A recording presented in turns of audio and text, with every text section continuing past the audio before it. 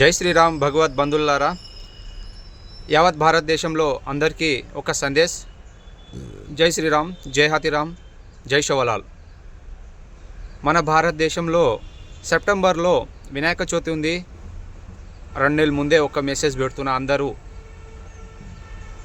నేను చెప్పే మాటకి మీరు ఆలోచన చేయాలి, అందరికీ షేర్ చేయాలని కోరుకుంటున్నా. ఎందుకంటే ఇప్పటి నుంచే వినాయకులకి తయారు చేస్తుర్రు. అంత పెద్దగా తయారు చేయకపోయినా కొంచెం చిన్నగా తయారు చేసి ఏం ఇబ్బంది లేకుండా తయారు చేసుకోవాలి. ఇంకోటి, అంత పెద్ద ఎందుకు తయారు చేయొద్దు అంటున్నా అంటే, చాలా పెద్దగా ఉంటాయి. వాటికి విగ్రహానికి పూల దండలు కానీ ఏదైనా అలంకారం చేయాలంటే ఆ దేవుళ్ళ మీద పాదాల మీద, ఈ పాదం ఉంటుంది కదా దేవుంది, పాదం మీద ఇట్లా చేతులు ఉంటుంది, చేతుల మీద కాలు పెట్టి మీద ఎక్కుతుర్రు. దేవుళ్ళ మీదనే ఎక్కి అది ఏదో సెట్ చేస్తుర్రు.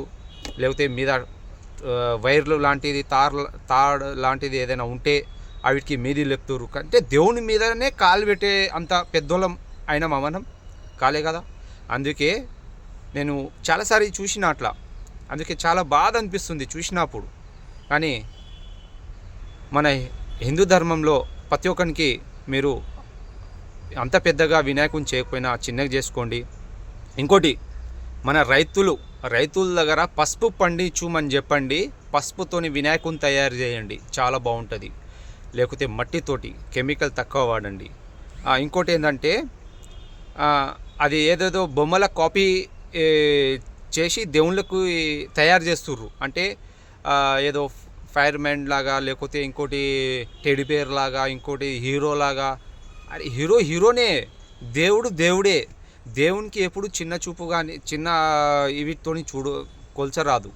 దేవుడు మనకు పంచభూతాలతోని సృష్టించిన దేవుడు మనకు.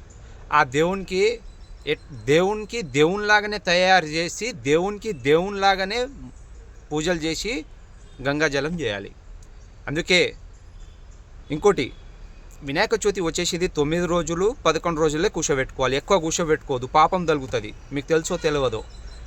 ఇంకోటి ఏంటంటే, డీజే మాకు దొరకలే, సౌండ్ బాక్స్ మాకు దొరకలే అని చెప్పి 15 రోజు 20 రోజు 12 రోజులు అట్లా కూర్చోబెట్టరాదు. ఇది ధర్మం కాదు, అధర్మం. మన హిందూ ధర్మంలో వినాయకునికి కూర్చోబెట్టుకునేది 9 రోజులు 11 రోజులు. ఈ రెండే చేయాలి. నిష్ఠ నియమాలతో పొద్దుగాల సాయంత్రం పూజలు చేసి గంగాజలం చేయాలి. జై శ్రీరామ్, జై హనుమాన్.